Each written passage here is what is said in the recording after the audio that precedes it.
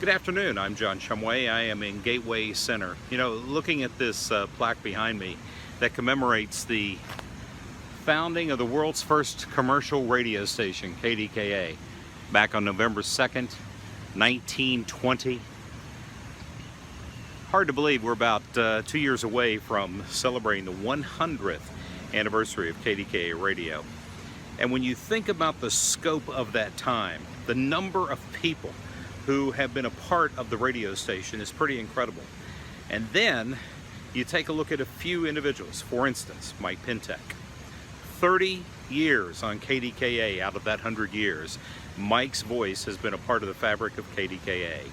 And that voice was silenced today by pancreatic cancer. It's been about 16 months or so since we found out that Mike had pancreatic cancer, and he knew immediately that the cancer was inoperable.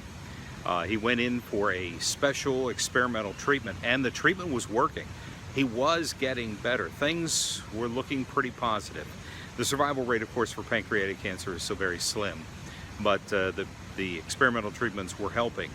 And then he had a stroke earlier this summer, and when he had the stroke, they had to stop the treatments. And in the period of time he was recovering from the stroke, not getting the treatments, the cancer basically ran its own course, and there was no recovering from it. And about 2 o'clock this morning, Mike slipped into a permanent sleep. And those of us who have worked with Mike over the years, as Larry Richard, my colleague, said this morning, one of the questions we always get asked, is Mike really like that off the air like he is on the air? And actually the answer was yes.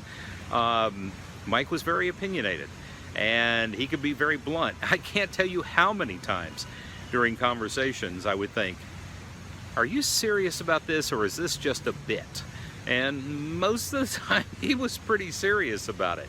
He knew how to get under people's skin, but he also knew how to research and get every detail on a story. There was no one more detail-oriented than Mike Pintek. And he loved, absolutely loved, debate and sparring with people when he was sparring and they were sparring from a position of knowledge. He could listen to another person's opinion, and obviously he could give his own, sometimes incredibly forcefully. But there was another side of Mike too, and there is a softer side of all of us. And while we didn't see it a lot on the radio, or for that matter that much in person in the radio station, Mike did have a softer side. And the producers who worked for him, well, he was tough on them. I mean, seriously tough. It's like, let's get to work. Let's get that guest. Let's get the story. Let's get some information. I mean, he was tough on producers. But the producers also knew how to get to him. All you had to do was show him a funny cat video. I know, it sounds crazy. Show him a funny cat video from the internet or a cat story that he could talk about on the air. Mike loved cats. He also loved biking. And I mean, we're talking about some serious biking here. He could hop on that bike and go to town, and those who used to ride with him, he would regale them with knowledge about bikes, and he just was very, very into it up until about a year ago when he had to park the bike. But Mike Pintek is a heck of a guy, and somebody made the comment at the radio station today, there's a heck of a talk show going on in heaven with Fred Hansberger and John Cigna and Mike Pintek all around the table. And these guys were bigger than life, and they made up the backbone of this history of more recent years, of the 100-year history of KDKA Radio. And so they are all missed, and Mike especially today, as we remember his contribution to KDKA Radio. I'm not too sure you'll ever find another Mike Pintek, and his legacy will be with us for a long time. Larry likes to joke that people would imitate him where you go, what the hell? And he did that a lot, when it was his way of saying, I don't understand what you mean by that.